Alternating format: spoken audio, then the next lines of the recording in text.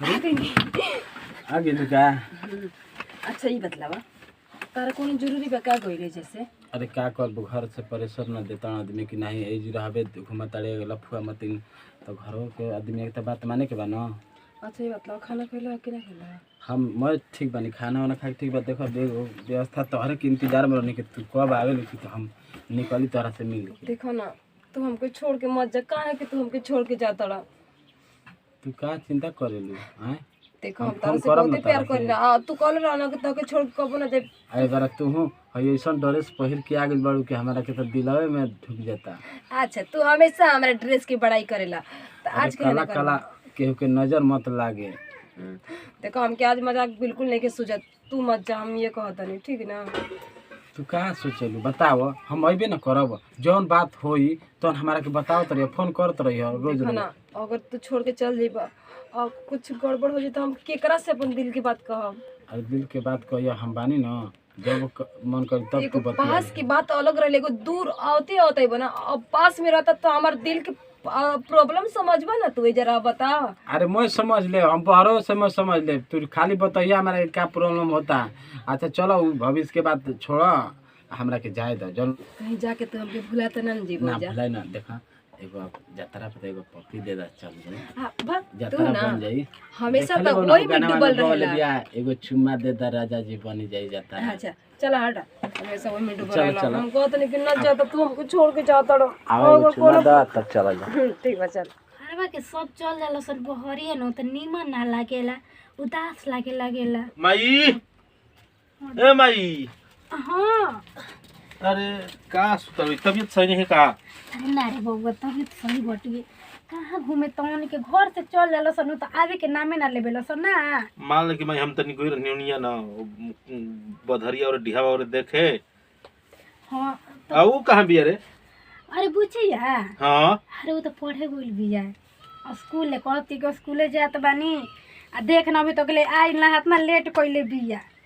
अब तो मान ल कि देख बेटी के अब तू ही ना सुधार खातिर अथु कर खातिर बड़ी, फिर ओकरा कह दे टाइम से आवा टाइम से जावा, ढेर ओकरा घूमे मत दे। अरे ना रे बबू तो हम कहबे करिला है, आ कहाँ घूमो जाइबो करेले है, ऐसे ही न घर बार रहेले चाहे स्कूल में न जात बिया तो जात बिया ना तो कहाँ जाए। अब मान ल कि मैं तू देख दे बड़ू कि जमाना कितना घरी बाउर हो गइल बा। अरे बबू ई तो बात बटुए, हमरो सोच सोच के न एथी होत रहत बटुए कि सियान हो गइल, अब ओकर शादी बियाह कइल भी तो जरूरी बाटे नु। मन तनी कितना दिन तक ले ऐसे रह। देख माई बेटी के महतारी देख ले, अब बाप के बेटा देख, अगर कुछ हो जाई ना तो ओकरा के छोड़ब ना, ई समझ तू। बात ते झूठो के ई सब चिंता फिक्र करेली। अरे चिंता फिक्र काहे ना करी, बाप मान ल कि हमार मरिए गइलन, अब हमनी के बा सहारा। ई तो बतिए ते सही बोलता है कि मान तनी की चिंता फिक्र कइल जरूरी बाटे, लेकिन हमने बुचिया कहाँ जाले, हमरा त ना लागेला अपन घर एक कर धरत रहले आ ना त जानते। ठीक बा आई न तो ओकरा समझा दिए तू, ठीक ना? बाप रे तन ध्यान देले जो ओकरा पर। अरे हाँ जो ना तोरा तो हेडक लागो रहेला, बहिनिए लागेले भारी भइल बिया तोरा खातिर। ये करू बाटे न बाकी काहे ना वो ठीक है न कर टेंशन करत बाटे तो भाई हाँ पितर बिटिया खाना खैली हो? हम खाना नहीं खइले, चल अब चल के खा लेबे के। हाय हाथ ना लेट काहे कर देता ई सब? अरे भाई देख हम अब बच्चा नहीं खिर गइल जे हमरा पीछे पीछे तू हमेशा लागल रहली, का हो गइल लेट हो गइल। अरे दुगो सखी सहेली रहली तो कुछ कुछ खरीदे लागेले से लेट हो जाला। ऐसे कैसे ना हेडअप करी तोर है मान तनी की जुग जमाना देखो तो आजकल कैसन बटुए है, एते कहत इसकी चिंता फिक्र अच्छा मत मतलब कर। भाई जुग जमाना के पीछे तू भगबी, हमारा पे तोर विश्वास बाटे नु? अरे काहे नहीं के तोरा पे तो विश्वास बोला ही बटुए। तो फिर जुग जमाना का कहता उसे का मतलब बाटे हमनी के? अच्छा ठीक भाई कॉपी किताब रख है रख के चल के तई खाना खा ले। ठीक तू बा खो पहले तो खाली हमरे के खिया में लगा रहली। अच्छा ठीक बटुए चल माई हम खाना लेके आओ तुम तरह के। आओ जल्दी। माई नु हमरा पीछे एकदम से पड़ रहती है, तुम परेशान कर रख दिल बेबुलिया यो हमरा के। का पड़ी हमार तो दिमाग में कुछ घुसते नहीं खे। माई भी न तो हरदम कहत रहली कि तनी पढ़ाई पर ध्यान दे, पढ़ाई पर ध्यान दे। का पढ़ाई पर ध्यान दी? हमरा मन लगते नहीं कि पढ़े में तो काम, पढ़ाई पर ध्यान दी या ना दी एकदम से। मैं समझत नहीं है नु कि काहे नहीं के मन लगे तो ओकर से बतलेबो ना करना कोनो बात। का करी हमार तो कुछ से उनकर फोन। हेलो हाँ कैसन बड़ा? अरे यार, हम तो एकदम नहीं ठीक जनब तारा बिना हमके एकदम मन नहीं के लगत ना पढ़ाई में ना लिखाई में ना खाना बनाए में ना खाए में। अरे कैसे मन लगाई हम कौन न तारा के एकदम मत जा, लेकिन फिर भी तू चल गई हमरा के छोड़ के। हाँ देखला जाके भी पप्पी ले ना, जब पप्पी लेवे के रहे तो काहे खातिर हमरा के छोड़ के गईला? ना हम पपी वही शर्त बताए, तू जल्दी आई बता। सच में ना? देखो तो होली में ना ना ना ना, होली तो भी बहुत दिन बाटे। अरे तो बर्दाश्त करो, क्या करो। हे भगवान जी, हम हमारे तंजू को ठीक लागत हटे कि हम अथी करी हैं? अच्छा तो मन के मनाओ, मनैले में सब कुछ बाटे। रहते रहते कितना अच्छा लगता है, रोज रोज मिल जाते रही जा, कितना बढ़िया लगता है। कहीं गली में, कहीं पिछवाड़े, कहीं रहर में। भाई अरे हेलो, अरे ई केकर फोन रहल रे?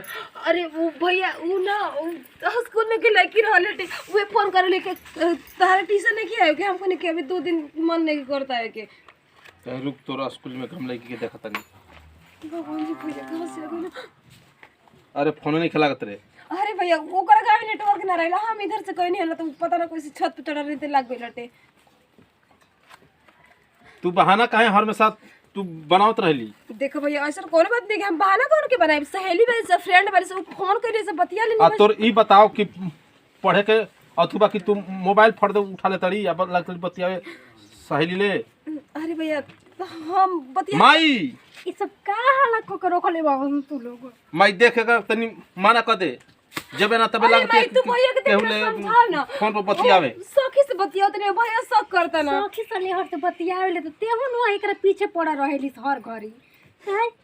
ए देख किताब लेके सखी साले सुन ले मोबाइल, आज के बाद हमरा ले मोबाइल। आ तोर देखो सखी साले ए भगवान आतना काहे खिसियाई लागे लिस्ते मन में पढ़त लिखत भी है तो कम से कम पढ़े लिखे थे।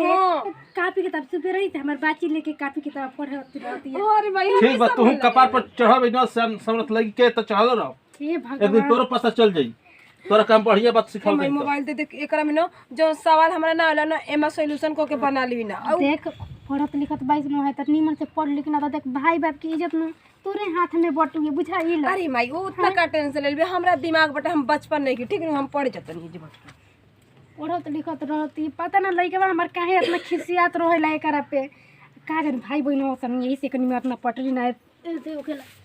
जा तनी घर में झाड़ू लगा दे। अरे बाप रे बाप एकदम बैठे के मन नहीं करता, हम का करी का मुंह दिखाई माई और के का को हम जाते नहीं घर से हर प्रॉब्लम सॉल्व होई उन्हीं से बतलाओ तनी। वो तो हम के अपना ही है ना, वो दुनिया ना अपना ही। तो हेलो कहाँ बड़ा सुनो ना, तू जल्दी से हो जैसे आ जा। अरे बाप रे बाप अब हमरा इज्जत की दम धजिया उड़ी जे अगर ना आइबो तो बहुत बड़ा प्रॉब्लम हो गइल जान। तो और बच्चा हमरा पेट में पलत अटे। हाँ देखो तारा सिवा ना हमरा की कोई ना समझ सकी, ऐसे भी मम्मी हमार भैया शक कर न जा। अरे कैसे छिपाई, छिपावे वाली बात हो, कितना दिन छिपाई, इतना दिन तो छिपावत और पेट पूरा बाहर आ गइल बटे हमार। अगर तू ना आइल ना तो हम पक्का फसरी लगा के मर जीप, तोहार आवे की पड़ी जल्दी, न तो भैया लोग और माई हमरा के तो जी न दिया सो जिंदा जला दिया सा। ठीक बटे तू जल्दी आओ। हे भगवान हम ना जात रही कारे माई तोरा के हम का समझत रही त का निकलली साई भाई। अरे इतना तोर भाई कहत रहे कि देख ओकरा के पढ़ावा लिखा मत, तब तोरा के पढ़ाई नहीं लिखाई नहीं का समझ के आ ते कैसे निकलली। अरे भाई ही का कहत रही, हम ऐसा कुछ काम नहीं कइले कह रहो तड़ी माई। घर के इज्जत तोरे हाथ में रहे, कतना कहले रहे कि बचा के रखी, सब नाश को के रख देली। पागल हो गई भाई, तोरा से के कुछ कहला से का हो गइल तोरा? अब तो सच बात बोल दे, काहे इतना झूठ बोलत आई त कुछ समझ ले नहीं जते कोई तरह निकलली। तोरा के हई मोबाइल देनी के ते आगे पढ़बे लिखे आगे बढ़बे, लेकिन ते ही का कर दैत रे दादा। अरे भाई ओसन कोनो बात नहीं कि तू पागल है। पढ़े के ना रहे तो ते बोल देती ते पढ़ब ना तो शादी बियाह कइले रहती कसम, लेकिन ते ही का कइले। तू ना माई खुद तो रोबे करी हमरो के रोबी। अरे बर्बाद तो सुन, हे भगवान ई का हो गइली, का कर लेलन। अब तो गांव से बाहर में मुंह अरे, निकाल लेके माई? बजनी जा। तू कहाँ ना उतर का भाई का बताई रे बाबू, अब तो कहूँ लायक बात नहीं के। अब गाँव में हमने की इज्जत कौनो नहीं के बात चल। अरे का भाई हमरो के बताई भी पहले मत बुझा हमरा के साथ साथ बताओ मला का भाई काहे ना उतरी अपन समझ नहीं हुए 420 निकलल। अरे हम तो तोरे के बात नहीं की करत, तोरा बहन के बात करत। बहन के अरे का बहन कह दिल बिया रे ते सही कहत रही कि ओकर शादी बियाह क के हटा दीजिए, लेकिन हम ही पागल रही के ओकर के पढ़ाए लिखाए के जिद कइले रही। देख माई चल खड़ा हो समाज में तो हमार ना कटवे देलस कि तो ऊ रही ना तो हम रहब ई समझ ले। अब हम का कही रे बबुआ, अब तू वैसन गलती कर देले बिया ओकरा पेट में लइका बटवे। तोरा कहत हम कहत रही ना लेकिन तू बात हमार ना मानत रहली कहत रही कि ना बचावा पढ़ती लड़की या तुहार लड़की पहन ऐसे करते रहे वैसे करते रहे। अब का बताई, हम तो विश्वास से कइले रही ओकरा खातिर का न कइनी। माई देख हमार नाक कट गइल ओकरा माई अब तो हमन के नाक कटिए गइल कहाँ भी आऊ चल। अरे चल रे बबुआ। अरे ये का तरह हो गइल बा रे अरे अरे वो दिन तो कहत रही कि तू हमारा के गाले लगा देता है माई देख रो मत अब हमने की गाँव सुन सुन बेटे अब का तो कह रही।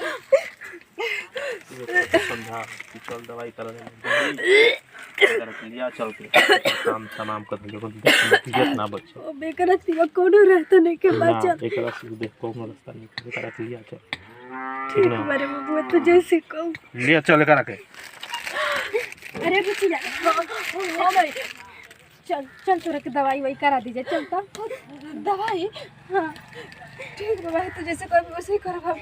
हाँ ठीक बा चल। ठीक बटे चल चल तोरा के माई तू छोड़ दे सही हमरा अरे के। तू बैठ ना। चल माई सुन देख तोरा इस नजायज हमारा के बहन ना चाहिए ठीक ना हाँ हाँ अब तो तू हमारा नाक कटा देली लेकिन तोर काम हम तमाम कर देबे बरा माई चिकन ते कइले सुनु ओइ सुनो हमनी के करम ने बुझाई। अरे तोरे के का समझ ली जे तू का निकल ली। अब तो सजाई है बटुए हालत मुक्त कर माई बिया की गई बिया हो सिकरवा बस सिकर दिया छोड़ दे तोरा ऐसा नाजायज बहन हमारा के ना चाहिए ई समझ ले। ले बेटा हमारी के ना जान रही कि तू कोई से निकल में भैया हमके छोड़ दो भैया, ऐसे गलती को अरे भैया तो बिना चला भैया माई तू तो सब ते ना समझ आली घर की इज्जत तो तोरे के का समझ जा। अब अपना लड़का के इज्जत बचाए खातिर तोरे के करे के पड़ी। भाई तो सदिया रे रुक रुक माई देख माई ऐसे ना कर माई, तेरे गोड़ पे कर दे भाई, तू तो समझ। छोड़ हम क्या माई एकर काम तमाम जी छोड़ दे चल चल हट छोड़ तो एकरे के थी लागे तो सुन आज बेटी वाली मत बन ई समझ ले तू हमारा दिन बात ना मान ले आज हमारा ना कटवा तू आज बेटी वाली बनतड़ी आज ये बने तो कब होइते नहीं करे के पड़ी। चल हने चल छोड़ तू एकरा ऐसा ना जाए लड़की के तुम हमारे पड़तड़ी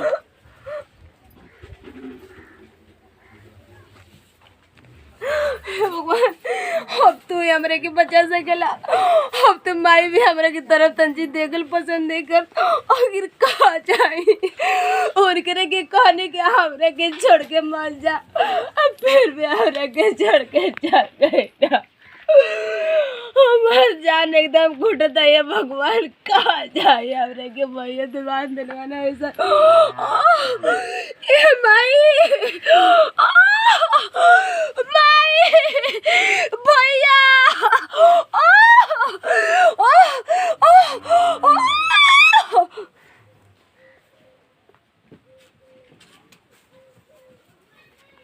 नमस्कार प्रणाम, हम पान ज्योति सिंह। और देखने जना वीडियो में है कि मतलब हमार बेटी के इतना प्यार दुलार से पढ़ा लिखा तनी है, कतनो गरीबी के हाल बा तबो पढ़ावत लिखावत बनी, और हमार बेटी ऐसा गलती कैलस है तो ऐसे रो सब मत करम जाए। नमस्कार प्रणाम भैया, हम सपना सिंह बिल्कुल सही कलिया। देखिए एगो इज्जत ना, घर की इज्जत एगो बेटी के हाथ में होला। आ बेटी से हाथ जोड़ से रिक्वेस्ट बा सब बहन लोगन से कि माई बाबू के जितना विश्वास तहरा ऊपर आएला उतना विश्वास हमेशा बना के रखी चाहिए। आ विश्वास के ऊपर इतना बड़ा घात कोई नहीं, हमरा जैसे बिल्कुल मत करब जा, बिल्कुल बहुत गलत बात हटे। काहे से कि माई बाबू की खुशी में ही अपन खुश रह के चाहिए। आ जन गलती हम करे तहन आप लोग मत करब जा, ऐसे बिल्कुल ना करे के चाहिए। अगर हमने के एगो वीडियो बनाने जा, अगर वीडियो अच्छा लगल हो तो दिल से लाइक करब, कमेंट करब, शेयर करब। हमने के ई अपन चैनल बाटे दिलदार कॉमेडी के सब्सक्राइब जरूर करब। तो यही वीडियो से लीजिए, अगले वीडियो में फिर से मिल जाई। Bye by.